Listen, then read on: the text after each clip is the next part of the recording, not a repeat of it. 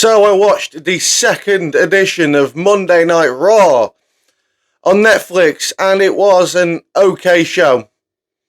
There was bad parts, there was good parts, there wasn't really any great parts apart from that Damian Priest Finn Balor table spot, which was fucking insane. But it was okay, right? The problem is we're on the road to the Royal Rumble. It's the build to the Royal Rumble. We don't want okay shows, we want good to great shows for the build to the Rumble and beyond, okay? That's what I want anyway. If you guys can put up with this weekly, then I don't know what to say. I don't know what to say, man. But we're going to talk about a few things that I picked out from the show. But first, there's something I want to talk about unrelated to what happened last night on Raw. And that's Corey Graves. Now, Corey Graves, I don't know if you've noticed, but he's missing from Raw and SmackDown. That's because he's on NXT. Corey Graves has been moved to NXT, and he's had some things to say about it. This is what Corey Graves has had to say. Imagine chasing your dream, then being told, not deciding, that you're no longer physically able to pursue your dream. Then you dedicate your life to something dream adjacent and being pretty fucking awesome at it. And then, when it's time to enjoy the fruits of your labour, being told you're not famous enough for your own job. Just in case you've wondered where I've been. So, Corey Graves is really not happy about his move to NXT. I was about to say Netflix. He wishes NXT. And I don't blame him. I don't blame him because the Raw SmackDown commentary team situation has been an absolute fucking mess, right? Sometimes it's Cole and McAfee on Raw. Then it'll be Cole and fucking Wade Barrett on SmackDown.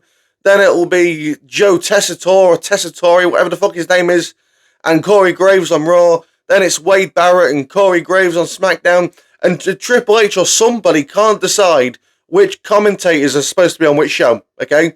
They're always flipping and flopping and moving them around. So I can imagine he's been annoyed with that. And now he's been sidelined, basically, thrown into NXT in a three-man booth, which I'm sure he doesn't like, with Booker T and Vic Joseph. He's pissed off. And I don't blame him for being pissed off at this point because he's put in the work, man. He's not my favourite commentator, but he's put the work in to make WWE a little bit better with the commentary he presents.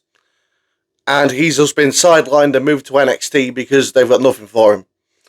I had a feeling he'd be pissed off about it, and clearly he is very pissed off about it. Does this mean Corey Graves is not long for the world of WWE? Possibly. We'll see.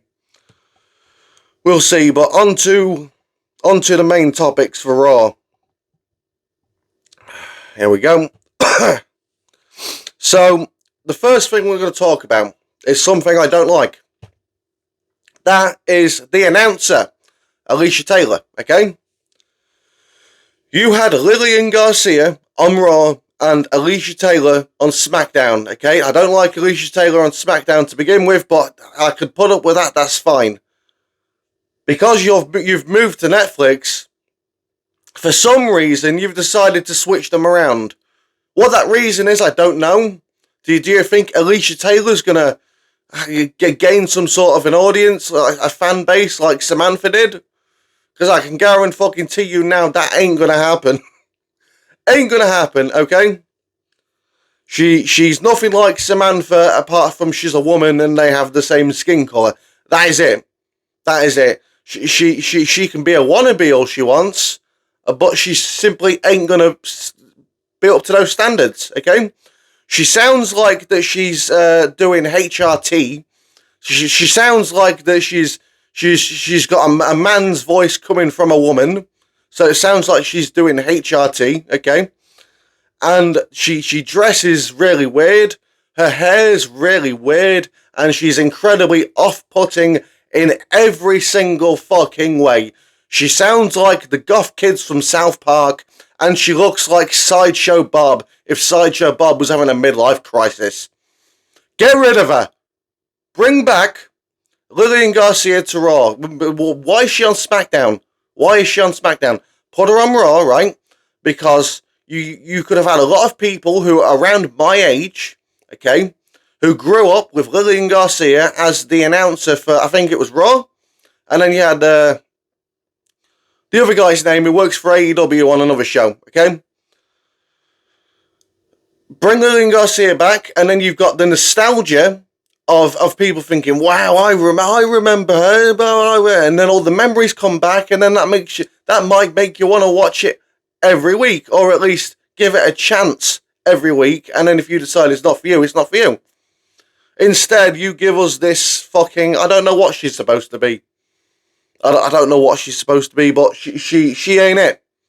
She ain't it. Put her back on NXT. Give us, I forgot his name. What's his name? What's this fucking... Mike Rohn. Bring him back. Put him on Raw. Put her on NXT. And then I don't have to see her again. Okay? Next. Here we go. Next, we've got some announced matches. Nearly fucked up then. Some announced matches for Saturday night's main event, which were announced on Raw.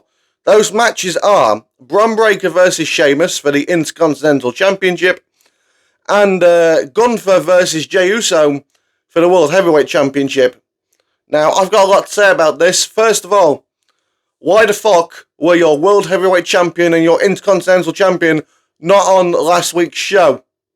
Wasn't on the show whatsoever. They only just made it to this show. The Gunther comes out and does a promo and something with Jey Uso, which felt quite rushed. Felt like they didn't get much time with it, right? And then for Bron Breakker, he just gets to sit in the crowd while Sheamus is having his match. They're the champions on your fucking show, okay? They treat them with a bit more importance, for God's sake. They wasn't even on the show last week. They wasn't even on the fucking show. Anyway, they're not even going to be on the Royal Rumble, apparently. Or Bron might be, but Gunther certainly is not. Because these matches are made for Saturday night's main event, which is, what, a week before the Rumble, I believe. So you're going to have your World Heavyweight Champion Gunther miss the Royal Rumble show entirely because it doesn't make any sense for him to be in the Royal Rumble match. Bron Breakker, he could certainly make it into the Royal Rumble match. It makes sense for him to be in there. But Gunther, he's not going to be on the show whatsoever. That doesn't make any sense. Why is this the case? Why is there a Saturday night's main event so close to a PLE? A big one as well. It feels like it's in the way and it needs to be moved out the way. For the last one you had, that was perfect timing because there was no PLE that month. But now you're doing one a week before a PLE and what are you doing? This is messy. It is very, very messy, and I don't like it. Okay, you need some space because you're gonna have people missing out on the big PLEs, and well, what's that gonna do for you? Nothing. You're just making the shows less important, in my opinion. But those matches were set for Saturday night's main event. Now, do I think any championships are going to change hands on Saturday night's main event? No. No, I don't. I think they're going to... If they're not dragging this Sheamus stuff until WrestleMania, then I don't know what they're doing, man. That's pretty much what they need to do. Sheamus needs to beat Bron Breakker at WrestleMania. Not a Saturday night's main event, unless you've got something big planned for Bron. And not have him win the fucking Battle Royal on SmackDown before WrestleMania or something. But Gunther versus Jey Uso, Gunther's definitely holding that championship at least until WrestleMania. He might get beat by Punk or Cena. Either way, he's probably going to have a match with Goldberg at some point. I reckon they could do that Elimination Chamber. I reckon maybe Elimination Chamber. But that's what they've got planned for Saturday night's main event so far. They announced this on Raw. They had the segments to cover that. Again, it was okay, but this event is in the way. It is messy. It's making things very messy for everyone, and I don't like it. But now to talk about something that actually happened on the show that was pretty much the only thing I could bring into this video from this show. Yeah, I could talk about Damian Priest versus Finn Balor, but fucking Jesus Christ. Apart from the match was good, but fucking I'm beaten down with these two, man. I do not want to see them near each other ever again. Ever again. It's like Rey Mysterio with the fucking other luchadors, man. I do not want to see them anywhere near each other, okay? But we're going to talk about the big story. Penta made his debut last night against Chad Gable. And it was a good match. Penta sold. There was a story in the match working on Penta's leg, okay? He was selling the move.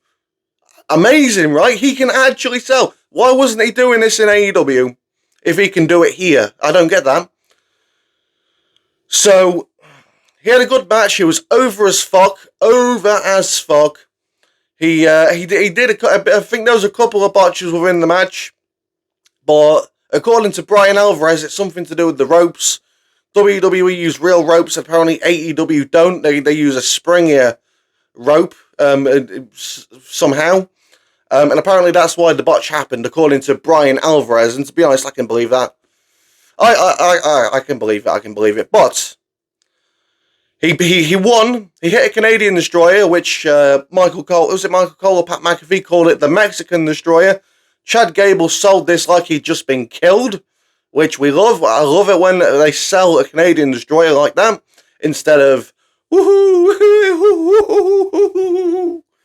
like they do over in AEW. Okay. And then he hit his finish, the Penta driver, is it? I'm not sure. And then he got a promo after the match, which is something I was not expecting whatsoever. I was not expecting them to give him a microphone because I thought he'd speak very bad English. And he does speak very bad English. But most of his promo was in Spanish. So if anyone can translate that for me, that'd be great. Because the crowd loved his Spanish. I didn't because I don't speak Spanish. So if anyone who speaks Spanish can translate what he said, then please help me out. Because I tried to translate it through YouTube. I thought, captions in English, that'll tell me what he's saying, right? No, it just says, in captions, foreign. That's it. That's all it says. So I had no idea what he said. Either way, it was a good debut for him. He came off like an absolute beast. I do see a future for him and his brother in WWE. What he's going to do by himself, I'm not sure. But when Rey Fenix makes the jump, I can see them being a big tag team as long as they stick to working properly and not working like they're working at a circus, like in AEW. But apart from that, man, it was an alright show. It was alright. It was okay, but it needs to be better than okay, because we are coming to the Royal Rumble. The Royal Rumble needs bigger build. WrestleMania needs bigger build. We need to start that build now, but not with this slow motion nonsense Triple H likes to do. We need a little bit more. Give us a little bit more. I'm going to give him a couple of weeks. See how the next couple of weeks of Raw and SmackDown go. And then I'm going to either lay into him or praise them. We will see. But I hope you've enjoyed the video. Let me know what you think in the comments below. I'm a bit rusty. You might have noticed that. I'm a little bit rusty. I'm getting used to doing this again. Got a new setup and everything that I'm hoping can stay up. But let me know what you think. Like, subscribe, follow me on X at the Crossman25. Thanks for watching, and I'll see you soon.